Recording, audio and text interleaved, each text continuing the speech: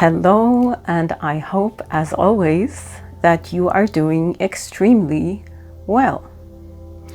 Today's video's intention is to raise awareness, grab your attention, bring some level of alertness to something that we all do on a daily basis, second by second, minute by minute, all our lives, and that is breathing.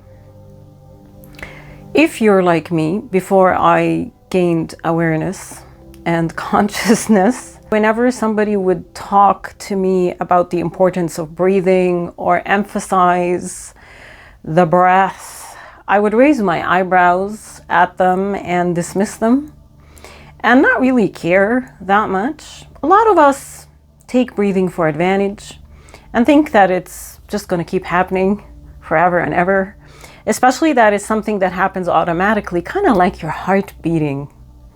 We don't tend to give these things too much thought.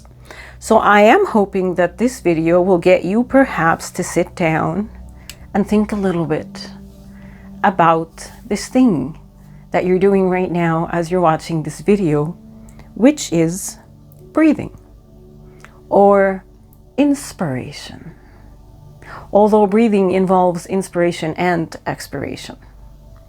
But the word inspiration is actually derived from the Greek meaning of God breathed or divinely breathed into.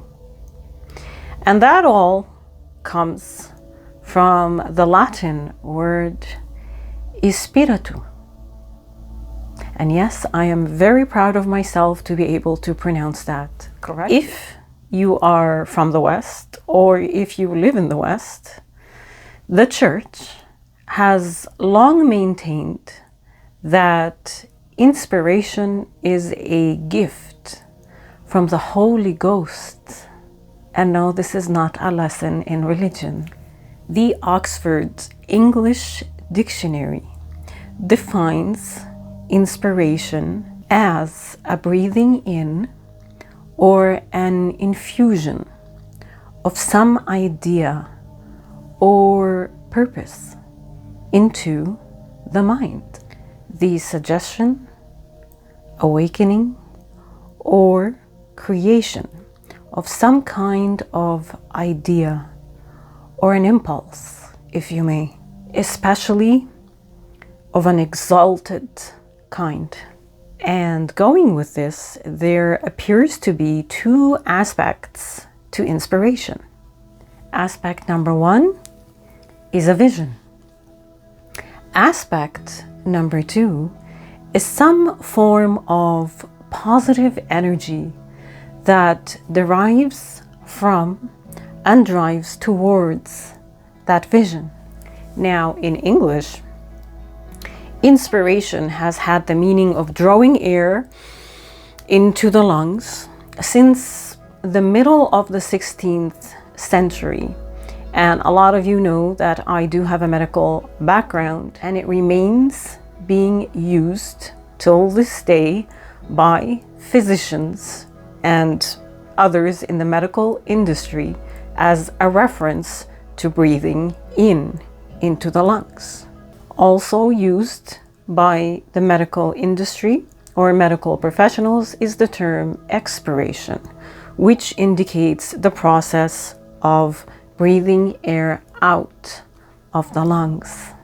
And before all of this, and before the word inspiration was used to refer to the breath, it had a distinctly theological meaning in English that referred to a divine influence on a person from a divine entity.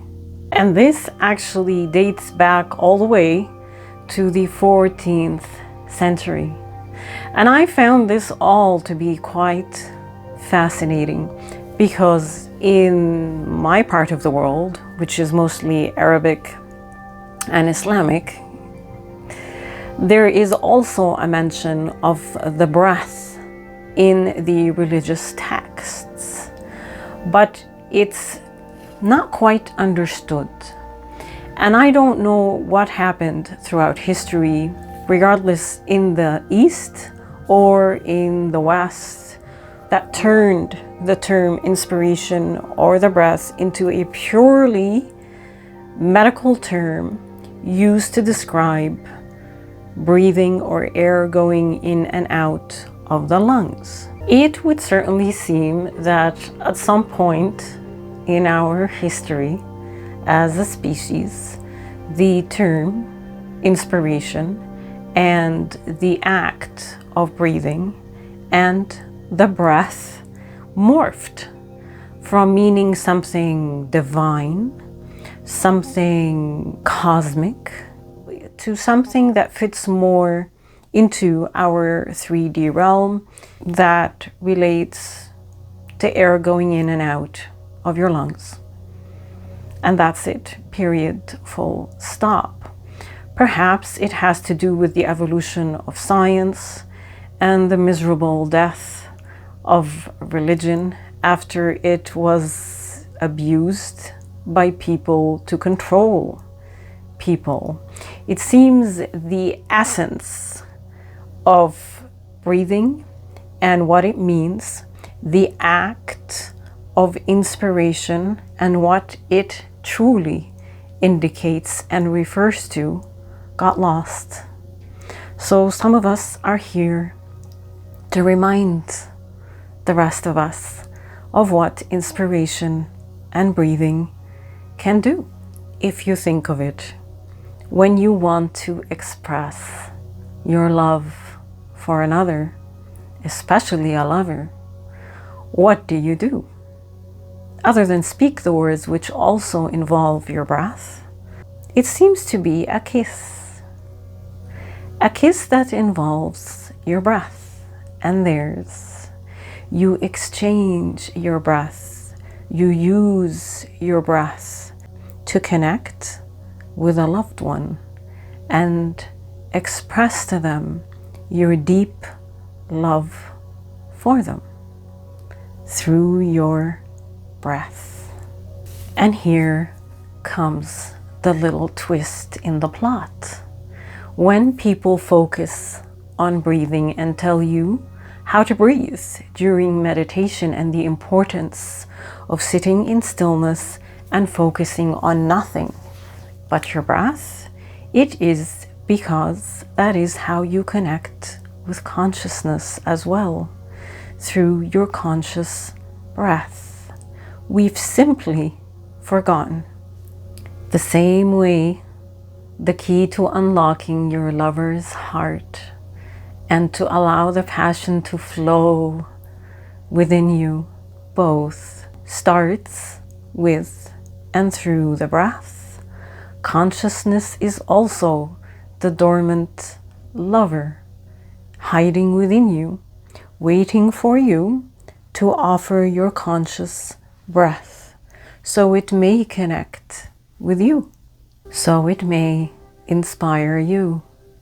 And yet we deny it. We think it's silly. Who wants to sit down and focus on breathing? Let me give you some other examples of the importance of breaths that we just take advantage of, because that's what everyone does. The act of making love and orgasm, does it not involve some heavy-duty breathing? I don't know about you. But yeah, the act of making love and orgasm, and many people claim to see God when they orgasm, to have had a divine experience or a spiritual or a religious experience with a certain person when they orgasm. I wonder what that's all about. A laboring woman is advised by her medical team to focus on deep, slow, conscious breathing as she delivers a new soul into this realm. And after that, we await the first breath and cry of that newborn to celebrate with joy the new life. The main method of communication that humans default to is through the breath.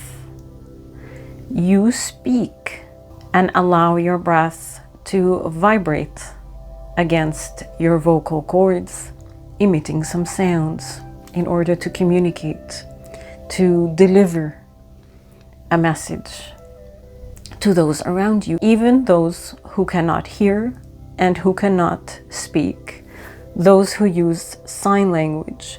You will notice that they do try to emit some sort of vibration through their breath as they communicate. We take our last and final breath as we transition out of this realm.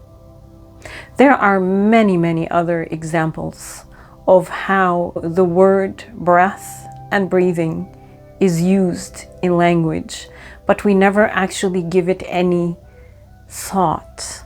We don't go deeper into thought because it seems critical thinking has been lost. And that appears to be one of the hallmarks of our time. You will hear people say, "This person takes my breath away." Do you ever wonder what that means? What does it mean when someone takes your breath away? When a scene of nature makes you gasp or take your breath away? Why do you yawn? Why do you sigh? Let me close this video by stressing on the importance of your breath and the gratitude that many of us do not give, and the appreciation that we do not show for our breath. Not here to shame or guilt. I am just here to remind you, because you too might have forgotten. Breath, in my opinion, is the second biggest and well-kept cosmic secret. The first being consciousness. Your breath is the connecting bridge between the physical you that is here now and the non-physical aspect of you, or your higher self, or the universe, or consciousness. So use it. I have a few videos in my Patreon regarding breathing, where I actually walk you through exercises on breathing. I also have a meditation on breathing, and I'm considering doing another video focusing on all the various types of breathing exercises that you can begin to engage in to consciously connect. Till next time, thanks for being here. Please take a minute to like, share, and subscribe. Have a lovely day.